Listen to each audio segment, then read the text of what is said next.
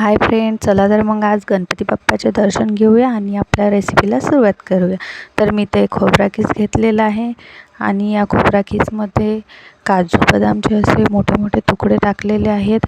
त्यामध्ये साखर अशी पिठी करून टाकायची काही एक गरज नाही आहे. तुम्ही जाडी साखर टाकली तरीही ते चांगलं लागणार. आणि त्यामध्ये थोडे काजूचे तुकडे, बदाम हे थोडं जाडंच असू द्या, कारण ते खायला छान लागतं. आपण जो आपला रोटी बनवायसाठी आटा घेतो तोच आटा घ्यायचा आहे.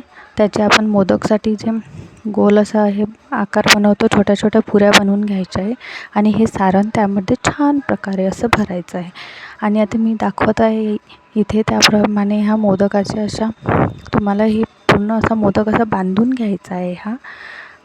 आणि मग हे मोदक खूप असे छान असे लागणार आहेत. लहानांपासून तर मोठ्यांपर्यंत हे सर्वांनाच आवडणार आहेत. मी पहिल्यांदा बनवले त्यावेळेस मलासुद्धा असं वाटलं की कोणाला आवडेल की नाही, पण घरी सगळ्यांना आवडले आणि पुन्हा पुन्हा कर असे सगळे म्हणतात. माझ्या घरातील लहान मुलेसुद्धा हे खाण्यासाठी उत्सुक असतात.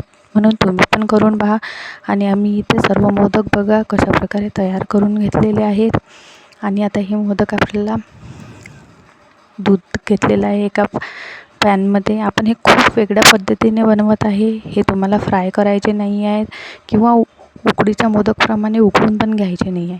इथे 2-3 विलायचीची पावडर आपण काढून घेणार आहे. थोडीशी जाडसरच कुटून घ्या तुम्ही, मिक्सरमधून नका काढू. आणि ह्या दुधामध्ये मिक्स केलेली आहे. दुधाला छान प्रकारे उकळी येऊ द्या.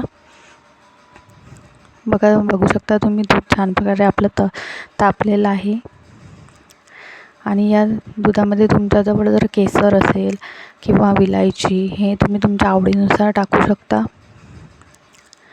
आता मी ते मोदक या दुधाला उकळी आलेली आहे आणि त्यामध्ये मी आपले एक एक करून हे सर्व मोदक या दुधामध्ये टाकलेले आहेत.